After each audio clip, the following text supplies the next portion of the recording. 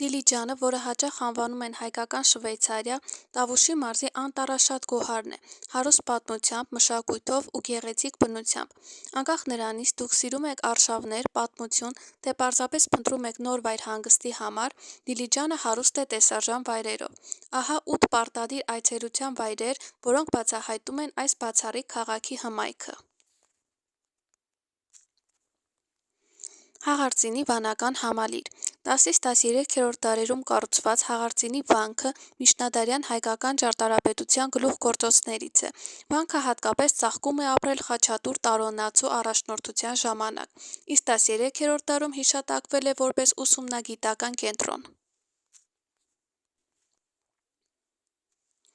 Գոշավանք Գոշավանքը գտնվում է Գոշ գյուղում։ Այն հայտնի է իր ճարտարապետական գեղեցկությամբ և որպես կրթության ու մշակույթի կենտրոն ունեցած դերակատարությամբ։ Մխիթար Գոշի անունը կրող այս 12-13-րդ դարերի համալիրը արտացոլում է Հայաստանի մտավորական և կրոնական ժառանգությունը։ Գոշ լիճը նույնպես գտնվում է այստեղ։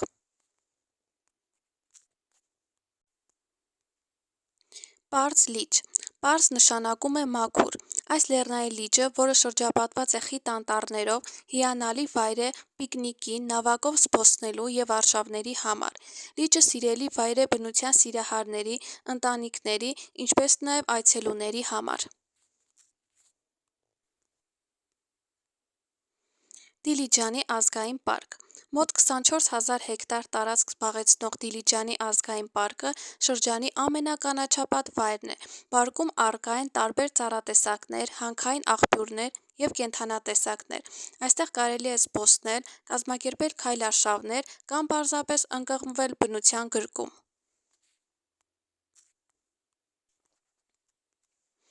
Մաթոսավանք 13-րդ դարում կառուցված Մաթոսավանքը գտնվում է Տավուշի մարզի Դիլիջան ազգային պարկի տարածքում։ Վանքը բաղկացած է Սուրբ Աստվածածին եկեղեցուց, գավթից։ Ժամանակի ընթացքում վանքը միաձուլվել է բնությանը և դարձել դժվար տեսանելի։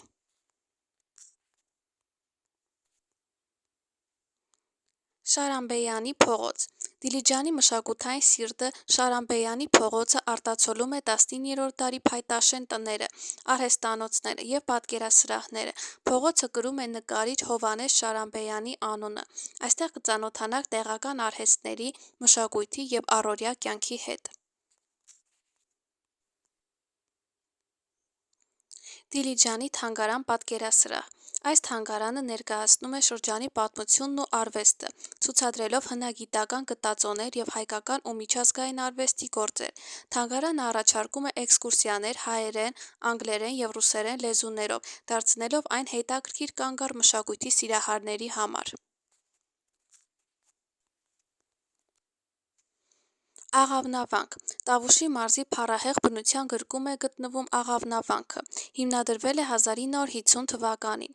Աղավնավանք գյուղ Տավուշի մարզում տեղակայված գետի երկու ափերին։ Փոքրիկ, բայց չափազանց գեղատեսիլ գյուղ, որն առանձնանում է իր լեռնային ցայտուն լանդշաֆտով։ Աղավնավանքը գրեթե բոլոր կողմերից շրջապատված է վեհաբանտ ժայռերով և լեռնագագաթներով։ Միջնադարյան Աղավնավանք եկեղեցին, հին խաչքարերն ու այլ պատմամշակութային հուշարձանները վկայում են այն մասին, որ հայերն այստեղ բնակություն են հաստատել մոտավորապես 900 տարի առաջ, դեռևս մողոլական արշավանքներից առաջ։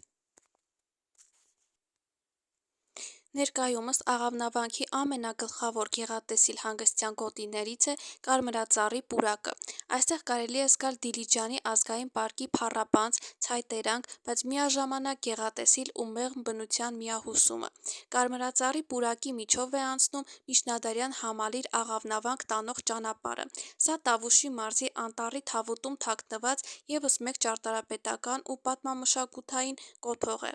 Գմբեթի վեղարն ու եկեղեցու տանիքը ծածկված են եղել սալաքարերով, որոնցից մի քանիսն են պահպանվել տանիքին, իսկ վեղարն ամբողջությամբ մերկացել է։